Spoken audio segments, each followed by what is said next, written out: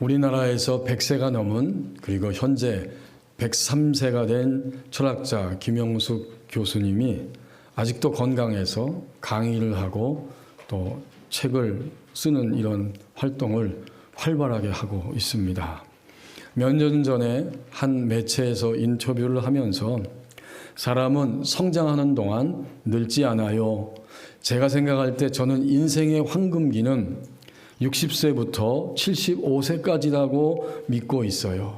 요즘도 제가 한 60분 정도의 강연은 그대로 서서 합니다. 우리 사회에는 일찍부터 성장을 포기하는 늙은 젊은이들이 너무 많아요. 이렇게 당당하게 이야기한 적이 있습니다. 2017년에 그는 유일한 상 그리고 인천상을 수상했고 2018년에 대한민국 최고 국민대상을 수상했습니다. 교육혁신 분야에서. 그러니까 100세가 넘어 103세가 된 이분의 권면은 바로 이런 것입니다. 사람은 성장하는 동안은 늙지 않는다. 이것이 그분의 오랜 인생을 산 경험에서 나온 권면이었습니다. 하나님이 우리에게 주신 오늘 갈라디아서 5장 8절 앞부분 상반절 말씀을 보십시오. 매일 권면을 마주치면서 우리는 살아갑니다. 그 권면은, 그러니까 이 말은 누군가가 권면을 하고 있다는 의미이죠. 남을 알아듣도록 타일러서 어떤 일에 힘쓰게 하는 게 권면이라는 국어 사전적 의미인데 그 권면을 지금 누군가가 하고 있어요. 누가 하고 있는가? 갈라디아 지역에 있는 하나님의 교회 성도들을 향해서 그 교회 안에 있는 어떤 하나님의 백성인 유대인들이 권면하고 있습니다. 갈라디아서는 바울이, 하나님의 사람 바울이 2차 전도 여행을 하면서 복음을 전하고 그 소식을 복음을 들은 사람들이 대부분이 이방인들인데 그들이 주님을 믿게 됨으로 세워졌어요. 바울은 거기에 복음을 전하고 다시 복음을 위해 전도 여행을 떠났는데 소식이 들려지기를 갈라디아 교회 안에서 전통적으로 하나님의 백성이었던 유대인들이 예수 그리스도를 통해서 복음을 받아들인 그러한 이방인 신자들을 향해서 하는 권면이 있는데 그 권면은 구약의 절기를 지켜야 하고 유대인과 이방인은 함께 식탁에서 식사할 수 없다. 식탁 규정을 이야기하고 더더욱이 할례를 받아야 하나님과 언약관계가 온전해질 수 있다. 이런 이야기를 마구 사람들에게 이야기하니까 이방인이었다가 예수님을 믿은 이방 신자들이 그 권면에 의해서 막 흔들리고 있다. 이런 소식을 하나님의 사람 바울이 듣고 편지를 쓰게 됐는데 그것이 바로 갈라디아서입니다. 이렇게 하나님의 말씀을 왜곡시켜서 신자들의 믿음을 흔들어 놓는 이들은 누구냐면 유대 거짓 교사들이면서 바로 선동하는 선동자들이었습니다. 그래서 오늘 8절 상반절에 그 권면, 유대 거짓 교사들 선동주의자들이 하는 그 권면이 있다는 겁니다. 그리고 그 권면을 들으면서 교인들이 흔들리고 있었던 것입니다. 사실 이 권면이란 말을 다르게 좀 더 분명하게 쉽게 표현하면 설득이란 말의 의미가 더 가깝습니다. 상대방이 내 쪽을 따르도록 내 편의 뜻을 따르도록 그렇게 깨우쳐 하는 말이 설득입니다. 유대주의자들이 거짓 선동가들이 그리스도인 된 지 얼마 안 되는 이방 교인들을 향해서 성령의 인도를 따라서 사는 것이 그리스도인의 삶의 핵심이지만 그렇게 살지 않는다고 해도 그렇게 살지 못한다고 해도 몸의 할례를 받으면 이것은 신앙생활이고 꼭 이것이 필요하고 이것이 믿음생활이다. 이렇게 말하고 있었던 겁니다. 그리고 바울이 나중에 6장 13절에서 그 선동가들의 정체를 이렇게 밝혀주고 있습니다. 갈라디아서 6장 13절에 보면 할례를 받은 그들이라도 스스로 율법을 지키지 아니하고 있다. 그들은 자신들도 율법 전체를 지키지 않으면서 어린 신자들을 형식주의에 매몰되어 살아가도록 그들의 믿음을 지금 오염시키고 있었던 것입니다. 현재 우리도 권면을 경험하지요. 우리는 누군가에게 이렇게 해라라고 권면하고 있고 또 사람들에 의해서 우리는 설득의 말을 듣습니다. 나도 우리도 당신도 우리가 사는 매일의 생활은 이렇게 권면, 설득을 마주치면서 살아갑니다. 8절 하반절 말씀입니다. 그런데 그 모든 설득이 있는 가운데 하나님께로부터 오는 설득이 있습니다. 8절 하반절에 너희를 부르신 이에게서 난 것이 아니니라. 뭐가? 그 거짓 교사 유대 선동주의자들이 하는 그 권면은 하나님에게서 너희를 부르신 이에게서 난 것이 아니니라. 그러니까 이 말을 역설적으로 해석하면 무슨 뜻이죠? 많은 설득이 있지만 이 세상 가운데 하나님께로부터 오는 설득이 있다. 그런 뜻이에요. 그렇습니다. 많은 설득을 우리가 마주치며 살아가는데 그 가운데에 우리를 부르신 이, 너희를 부르신 이 누구지요? 하나님이시죠. 하나님이 언제 우리를 부르셨어요? 하나님이 우리를 부르실 때 우리는 아멘, 하나님이 아버지이십니다. 나의 구원의 아버지이십니다라고 응답하였고 그때 우리는 하나님의 백성이 된 거예요. 그때 부르셨어요, 우리를. 그리고 나서 하나님의 이 부르심은 단회적인 것이 아니고 일생 동안 우리가 언젠가 이 땅을 떠나서 얼굴로 하나님의 얼굴을 배울 때 그때까지도 지속되는 계속적인 현재 진행형의 부르심입니다. 그런 거로 이 8절 하반절 말씀에서 부르심의 설득의 주체가 누구인가 이 물음이 굉장히 중요해요. 설득이 많죠? 나도 누구를 설득하고 누구도 나를 설득하고 있고 이렇게 설득을 마주치며 우리의 인생을 살아가고 있는데 그 설득의 주체가 누구인가? 항상 우리는 여기에 주목해야 합니다. 가장 먼저 설득하는 나 자신이 있습니다. 우리는 과거에도 그랬지만 현재도 앞으로도 시시각각 다가오는 모든 상황 속에서 나 자신이 설득을 나에게 하고 있어요. 바꿔 말하면 설득하는 주체가 바로 나 자신입니다. 어떤 때는 부정적으로 설득하며 우리는 살아갑니다. 할 수 없다는 거예요. 어렵다는 겁니다. 그리고 이젠 더 이상 길이 보이지 않는다. 이게 지금 내가 나를 설득하고 있는 목소리들입니다. 그렇죠. 한 주간 동안 우리는 끊임없이 내가 나를 설득했어요. 이것 때문에, 이 사람 때문에, 이 환경 때문에 나는 한 걸음도 나갈 수가 없어요. 라고 나를 설득했어요. 이것은 부정적인 의미의 설득이죠. 교우 여러분 그렇지 않습니까? 하나님을 믿지 않는 사람들도 끊임없이 외치는 게 인생은 긍정적, 긍정적, 긍정적이라고 외치고 있어요. 존이라고 하는 분이 외국에서 살다 한국에 와서 지금 한국 사회에 금융 문맹이기 때문에 금융 문맹을 탈출해야 된다라고 부르짖으면서 그분이 크리스찬이라 교회들도 다니면서 강의를 하고 있더라고요. 그분의 이야기는 한국 사람들이 자본주의에 살면서도 자본주의가 뭔지 가장 근본적인 금융에 대해서 문맹이라는 겁니다. 그래서 그 금융 문맹에서 탈출해야 된다 이런 얘기를 하는 중에 그 책에 보니까 미국에 살다 한국에 왔는데 한국 사람들은 너무나 부정적이라는 거예요.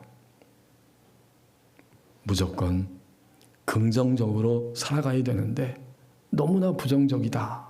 이런 이야기를 들려주고 있더라고요.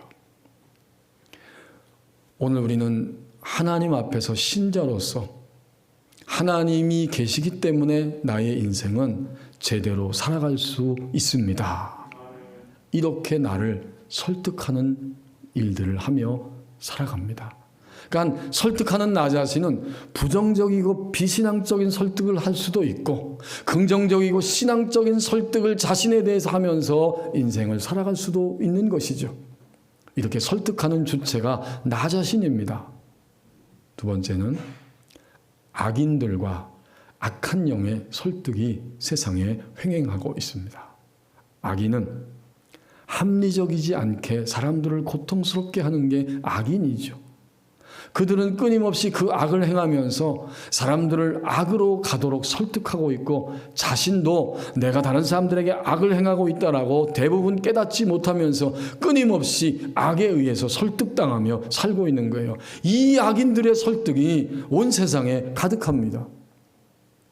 그런데요, 악인들이 악을 가지고 악을 품고 그렇게 설득할 때 누가 좋아라 박수치면서 동행하냐면 바로 악한 영이 동행하는 거예요. 죄가 있는 곳에 악이 있는 곳에는 항상 악한 영이 함께 동반해서 그 악에 대해서 힘을 끊임없이 불어넣어주고 있는 거예요. 악한 영은 악인들과 함께 설득합니다. 사람들이 악을 향해 계속 달려가도록, 그리고 그 악에 의해서 고통당하며 쓰러져 죽고 마침내 함께 멸망당하는 것이 목적이기 때문에 급적으로 악한 영은 설득하고 있는 거예요. 악인도 설득하고 있고 악한 영도 함께 힘을 부여해 주면서 설득하고 있어요. 지난주인가 그 전주에도 함께 말씀을 나누면서 무속의 핵심이 무엇인지를 함께 나눴잖아요. 무속의 핵심은 중간자, 매개자, 영매가 있어서 사람들을 죽을 길로 끌고 가는 것이 무속의 핵심이다. 우리나라에 무당이 있을 뿐만 아니라 지구촌 곳곳에 각 민족이 섬기는 매개자, 영매자가 있어서 영적인 세계와 연결시키는 노릇을 하고 있는데 꼭대기에 올라가면 누가 있어요? 죽음의 왕인 사탄이 있습니다. 문화권은 다 달라요. 그러나 하나님 외에, 참된 신이신 하나님 외에 어떤 자신의 현재나 미래나 모든 삶을 내어 맡기면서 거기서 신비를 구하고 능력을 구하는 것은 모두가 다 죽음의 왕자인 사탄의 영역 안으로 들어가는 거예요. 오늘 이 땅에 수많은 영매들이 있는데, 매개자들이 있는데 그들은 다 사람들을 죽을 길로 끌고 가는 이러한 악한 영의 하수인 노릇을 하고 있습니다. 성경은 그 실체를 너무나 낱낱이 우리에게 들려주고 있는데 사무엘상 18장 6절 이하의 말씀에 보면 사울과 다윗 이야기가 나오잖아요. 사울이 다윗을 인정하고 좋아해서 함께 곁에 뒀는데 블레셋과의 전쟁을 통해서 다윗이 가는 곳마다 승리하고 돌아오니까 여인들이 환영하면서 악기를 치면서 기뻐하고 노래하기를 사울이 죽인 자는 천천히요 다윗이 죽인 자는 만만이다. 그 말을 사울이 딱 들었을 때 그날 이후로 성경에 보면 사울이 다윗을 주목하였더라. 그 마음에 일어나는 시기와 질투와 분노와 위협의 마음을 사울은 주체할 수 없어요. 그리고 그 다음 말씀 바로 따라 나오는 게 하나님이 허락하심 속에서 있는 악의 세력, 악한 영이 힘있게 사울에게 임하니까 그가 하루 종일, 성경 그대로 말하면 하루 종일 떠들어대고 있는 겁니다. 짓거리고 있는 겁니다. 그리고는 정신이 더 없어지니까 창을 들어서 내가 다윗을 죽이리라 하고 2번씩이나 창을 던지고 있습니다. 수금을 타며 하나님을 찬양했지만 이 악한 영이 힘이 실어지니까, 악을 가지고 있는 자에게 힘이 실어지니까 창을 집어 던지는 거예요. 그러나 다윗은 2번씩이나 그것을 피하게 됩니다. 이렇게 무속은 매개자를 통해서 역사하는 악의 실체이고 악과 악한 영이 오늘도 사람들을 설득해 가고 있는 현실을 우리는 이 땅 위에서 생생하게 지금 바라보고 있습니다. 더더욱이 이 악한 영은 하나님의 백성 자체를 공격하며 설득합니다. 여러분이 신앙의 가장 위대한 사람을 꼽으라고 하면 많은 분들이 있지만 대다수의 사람들이 사도 바울을 주목할 것입니다. 하지만 사도 바울은 이렇게 데살로니가전서 2장 18절에서 고백하고 있어요. 3주 동안에 데살로니가 지역에 가서 복음을 전하는데 유대인들이 얼마나 선동하고 핍박하는지 3주 있다가 피해서 다른 곳으로 가서 복음을 전했고, 그런데 거기에 교회가 세워졌어요. 복음을 듣고. 바울은 너무 그 교회가 염려되고 걱정이 되어서 그 교회를 늘 생각하고 있었는데 데살로니가전서 2장 18절에 보니까 바울이 이렇게 안타깝게 편지를 보내면서 고백하고 있어요. 나 바울이 한 번, 두 번 너희에게 가고자 하였으나 사탄이 우리를 막았도다. 굉장히 의미심장한 말씀이죠. 바울과 같이 위대한 하나님의 사람도 사탄의 세력 앞에서 방해를 받고 있다는 겁니다. 그럼 우리는 어떨까요? 우리가 깨닫지 못할 때에도 사탄이 우리를 방해하고 막고 설득하고 있다는 사실을 그 말씀을 통해서 확인할 수 있어요. 사울이 잘못했느냐? 사도 바울이 잘못했느냐? 아니죠. 사도 바울은 하나님의 길을 추구하고 있지만 사도 바울이 하나님의 길을 추구하는 것을 방해하고자 하는 악인들을 통해서 사탄은 그 사울이 하나님의 교회를 돌보지 못하도록, 이제 막 푸르른 생명이 싹을 틔우고 열매를 맺어야 되는데 3주밖에 복음을 전하지 못했던 그 연약한 교회가 풍성하게 되지 못하도록 하나님의 사람 바울의 발걸음을 방해하고 막은 것입니다. 그 말씀을 읽을 때 저에게 마음에 떠오르는 장면이 있는데 바로 다리가 무너지는 장면입니다. 우리 다리가 있죠. 자유로의 다리가 있는데 자유로에서 김포 쪽으로 건너가려고 하면 일산대교가 있어요.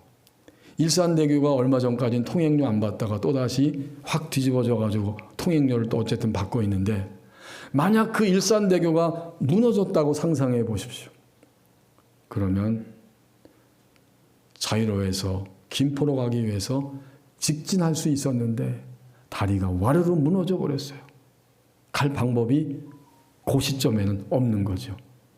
그러니까 사울이 잘못했다, 사도 바울이? 그 말이 아니고 사도 바울은 하나님의 선을 위해서 달려가면서 하나님 나라를 위해 가고 싶었는데 한 번, 두 번 시도를 하는데 다리를 무너뜨리는 사람들을 통해서 악한 영이 사탄이 우리를 막았도다. 여기서 설득의 주체는 누구입니까? 바로 악인과 악한 영이었습니다. 오늘 미안하지만 그리스도인들 가운데에도 바로 악한 영과 악인들에 의해서 하나님 나라를 향해 나가고자 할 때에 방해를 받고 설득을 당하는 일들이 무수하게 일어나고 있다는 사실을 우리는 인정할 수밖에 없는 바로 그 말씀입니다. 그렇다면 오늘 본문을 다시 보십시다. 너희를 부르신 이에게, 8절 하반절, 너희를 부르신 이에게서 난 것이 아니니라. 그 말은 우리를 부르신 그분을 통해서도 설득이 있다는 거죠. 우리는 분명히 깨닫습니다. 모든 상황 속에서 우리에게 오는 하나님의 설득이 있습니다. 이것을 8절 하반절을 통해서 믿을 수 있고 믿어야 합니다. 아, 그렇구나. 내가 어떤 상황 속에 있든지, 어떤 기분 속에 있든지, 어떤 처지 속에 있든지 반드시 이 상황에서 나를 설득해 가시는 하나님의 손길이 있다. 우린 그걸 믿을 수 있고 믿어야 합니다. 어느 날 어떤 주부가, 경상도에 사는 한 주부가 길을 가다가 여고 동창생을 만났습니다. 그리고 그 친구를 통해서 고등학교 때 담임 선생님이었던 수학 선생님이 돌아가셔서 이런 이야기를 들었습니다. 하지만 그녀는 고등학교 때 시절 별로 자기에게 살갑게 대하지 않은 선생님, 언제나 자주 꾸중을 하고 벌을 받은 기억 때문에 그 말을 들으면서도 그냥 감정 없이 들었다는 겁니다. 그런데 그 친구가 이름을 부르면서 영주야, 근데 그 선생님이 담임 시절에 교탁에다가 우리 학생들 사진을 유리하고 이렇게 겹쳐서 놓은 거 너 알고 있지? 그리고 그 학생들 가운데 몇 명의 얼굴에는 항상 동그라미가 쳐져 있었어. 근데 너하고 나는 선생님 그 교탁 사진에 보면 얼굴에 동그라미가 그려져 있었어. 너 그거 알고 있냐? 알지? 너하고 나하고 찍혔다는 이야기 아니야? 그렇게 이야기하고 친구와 헤어졌답니다. 그리고 집으로 돌아와서 그녀는 그 집안을 정리하다가 고교 시절에 학교에서 발간한 잡지 한 권을 발견하게 됐는데 그것을 우연히 펼쳐보니까 거기에 담임선생님, 수학선생님이 기고한 글이 쓰여져 있고 글 제목이 동그라미 선생님이었어요. 그 글은 이렇게 시작합니다. 나는 수학의 모든 기호 중에 동그라미를 가장 좋아합니다. 이 원만하고 뭐가 없는 둥금은 나와 학생들에게 내가 기대하는 인격적 목표입니다. 나는 나의 학생들이 공부만 잘하고 수학 문제만 잘 푸는 학생으로 교정을 떠나기를 원하지 않습니다. 나는 그들이 동그라미처럼 원만한 인격의 소유자로 사회에 나가는 것을 보고 싶습니다. 여기까지 읽었을 때 그녀는, 이 주부는 갑자기 눈에서 눈물이 왈칵 쏟아졌습니다. 그리고 그 자리에서 이렇게 고백이 흘러나왔다고 합니다. 그랬군요. 그래서 저를 꾸중하시고 저를 책망하신 선생님, 그 마음을 이제 알겠습니다. 저 이제부터라도 동그라미 인생, 동그라미 제자가 되겠습니다. 그 선생님의 설득이 거기에 담겨져 있었던 것입니다. 우리는 어떠합니까? 2022년 2월 둘째 주일 이 자리에 오기까지 우리는 하나님의 많은 설득의 은혜가 있었어요. 과거에 우리를 설득해 주셨어요. 이제 더 이상 나의 인생은 의미 없고 끝났다라고 절망하며 타락의 길로 가는 적도 있었지만 하나님은 우리를 설득하고 설득하셔서 오늘 이 자리에, 예배 자리에 있게 하신 것입니다. 그렇다면 앞으로 미래에도 하나님의 얼굴을 배우는 그날까지 더더욱 오늘 지금 이 현재 속에도 하나님의 완전한 설득이 우리에게 항상 있는 것입니다. 이렇게 신자는 너무나 복되게도 감사하게도 다행스럽게도 하나님께로부터 오는 설득이 있습니다. 이제 9절 말씀을 보십시오. 신자는 생명적 누룩이 되어가는 사람들입니다. 9절에 그렇게 거짓 교사들과 선동가들이 있는, 그래서 흔들거리고 있는 이러한 상황 속에 있는데 하나님의 사람 바울의 입을 통해서 적은 누룩이 온 덩이에 퍼지느니라, 이렇게 말씀을 던지고 있습니다. 그러니까 누룩은 들어가서 부풀리는 성질을 가지고 있는 게 누룩이잖아요. 성경에 보면 이 누룩을 종종 언급합니다. 부정적으로 언급해요. 부정적으로. 고린도전서 5장 9절 말씀 이하에 보면 고린도 교회에 그 누룩이 있다고 말씀합니다. 그 교우들 가운데, 가정 가운데 음행 사건이 발생한 거예요. 그것을 바로 누룩이라고 표현해주고 있습니다. 부정적이죠. 들어가서 부풀고 확대시키는데 아주 정신적으로, 신앙적으로, 도덕적으로 인간을 타락시키는 그런 부정적인 누룩의 역할을 지금 고린도 교회 안에서 누군가가 하고 있고 그 사건이 발생했다는 것이고, 누가복음 12장 1절에 보면 많은 사람들이 예수님께 몰려왔어요. 발이 밟힐 만큼 수많은 무리들이 몰려왔는데 예수님은 그 무리들을 보시면서 먼저 제자들에게 누가복음 12장 1절에서 이렇게 말씀합니다. 얘들아, 바리새인들의 누룩을 주의하라. 곧 그들의 외식을 주의하라. 요거 누룩입니다. 겉과 속이 완전히 다릅니다. 겉으로 주님을 섬기는 것 같지만 속은 전혀 아니기 때문에 저 바리새인들의 누룩을 주의하라. 이것은 부정적이고 불신앙적이고 사람을 죽이는 길로 이끄는 바로 그런 누룩의 역할을 보여주고 있는 말씀입니다. 반면에 누룩은 살리고 그 본래대로 부풀게 하면서 생명을 크게 확대시키며 하나님 나라를 확장해가는 모습으로 성경에 나타나고 있죠. 마태복음 13장 33절에서 예수님이 제자들에게 천국의 비유를 말씀해 주시면서 하나님 나라는 천국은 한 여자가 가루 서말 속에 갖다가 넣은 누룩과 같다. 그 누룩을 통해서 온통 가루가 부풀게 된 거죠. 이것은 누룩의 긍정성입니다. 바로 생명적 누룩이죠. 그렇다면 오늘 9절의 말씀은 어떤 경우에 해당될까요? 이것은 부정적 누룩의 예를 갈라디아 교회 교우들을 통해서 들려주고 있는 거예요.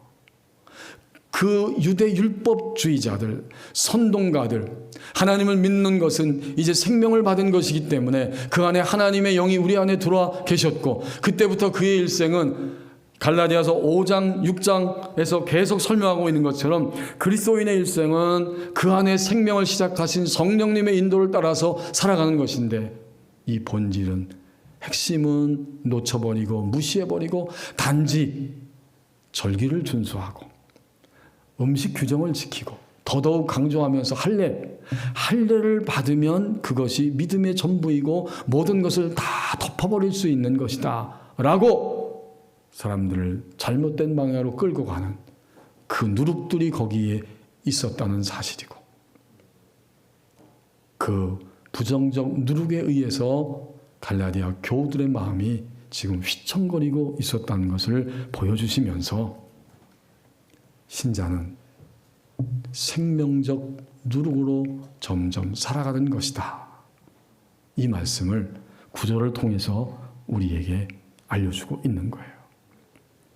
적은 누룩은 부풀리게 합니다. 작지만 그것은 죽음의 길을 부풀릴 수도 있고 사람을 살리는 생명의 길을 부풀릴 수도 있는 것입니다.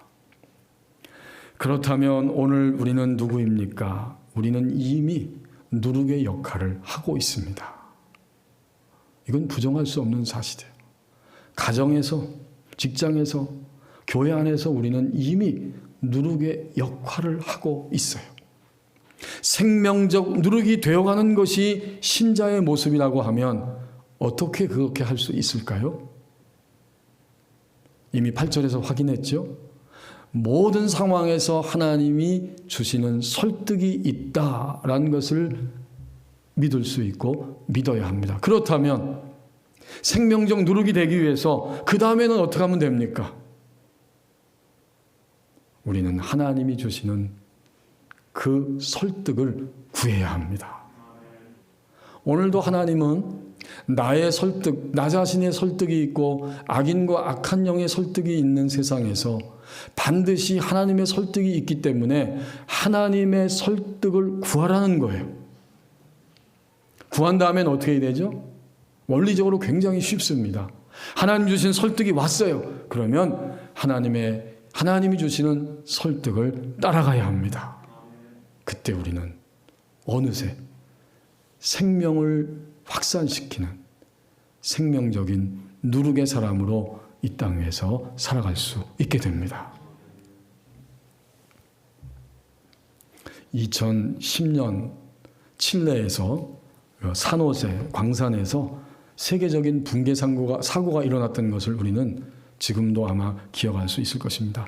갱도가 무너지면서 작업 중이던 33명의 강부들이 그 지하에 매몰됐는데 한두 명이 아니고 하루 이틀이 아니고 70일 가까이 그 밑에서 지내다가 세계적인 뉴스거리가 됐는데 어떻게 될까 염려했는데 모두가 다 구조가 되었습니다.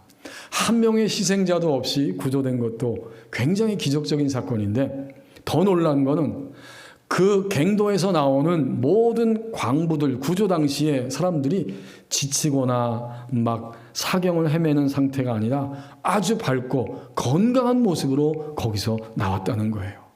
사람들이 깜짝 놀랐어요. 그리고 궁금해했습니다. 연구하기 시작했습니다. 미국의 ABC 방송에서 구조된 광부들을 한 사람 한 사람 인터뷰하면서 결론을 내리게 되었습니다. 그들이 그 상황에서 70일 가까이 33명이 저렇게 밝고 건강한 모습으로 견디며 나올 수 있었던 것은 거기에 훌륭한 리더 3명이 있었기 때문이다. 이렇게 연구 결과를 이야기했습니다. 첫 번째 리더는 작업반장인 루이스 우르스하였습니다. 그는 33명의 간부들이 몹시 두렵고 긴장되는 상황 속에서도 규율대로 하루하루 견딜 수 있도록, 규율을 잘 지킬 수 있도록 반장 역할을 톡톡히 해냈다는 거예요. 또 한 명의 리더는 요나 베리어스였는데 그는 약 15년 전에 6개월 동안 간호사로 일을 했었답니다. 그 경험을 살려서 33명의 건강을 일일이 체크하고 챙기는, 돌봐주는 일을 한 것입니다. 여기까지는 이해가 잘 돼요. 근데 흥미롭게도 세 번째 리더가 존재했는데 그는 63세 된 마리오 고메스라고 하는 그 중에 나이가 제일 많은 사람이었어요. 그는 광부들을 붙잡고 기도해주고 격려해주고 위로의 말을 끊임없이 던졌습니다. 많은 사람들이 관심을 가진 것은 바로 세 번째 리더였습니다. 반장 역할을 다한 첫 번째 리더, 육체의 건강을 돌봐준 두 번째 리더는 이해할 수 있는데 이 세 번째 사람은 전혀 평상시에는 거기서 드러나지 않는 하나의 나이 많은 그러한 광부에 불과했는데 그가 그 위협의 상황 속에서 33명을 한 분 한 사람 붙잡고 기도해주고 힘이 되어주고 격려의 말을 해주고 위로의 말을 해줬더니 그것이 역사에서 그들의 마음, 그들의 영혼에 터치가 일어났다는 것입니다. 사람들은 그를 가리켜서 한마디로 이렇게 표현했습니다. 저 사람은 영적인 리더입니다. 신자는 누구인가 봤더니 생명을 부풀게 하고 크게 하는 생명적인 누룩이 되어가는 사람이었습니다. 갈라디아 교회가 혼란스럽고 고통스러웠던 것은 하나님의 영을 받고 그 영의 인도를 계속해서 따라가는 것이 신앙의 핵심인데 그것은 무시하고 놓쳐버리고 할례라고 하는 형식에 매몰되어서 살아가고자 했을 때에 고통과 위험에 처하게 되었고 하나님의 마음을 품은 사람 바울을 보내셔서 하나님의 마음을 품은 사람 한 사람의 입을 통해서 외치게 하셨던 것입니다. 그 권면은 너희를 부르신 에게서 난 것이 아니다. 적은 누룩이 온덩이에 퍼진다. 그렇습니다. 생명적 누룩이 되는 신자는 오늘도 하나님의 마음을 품고 하나님의 마음을 가지고 자신을 향해 이웃과 세상을 향해서 외치는 하나님의 사람입니다. 기도하겠습니다. 우리 함께 오늘 말씀 붙잡고 기도하기를 원합니다. 지금 나에게 현재적으로 들려지는 권면이 도대체 무엇입니까?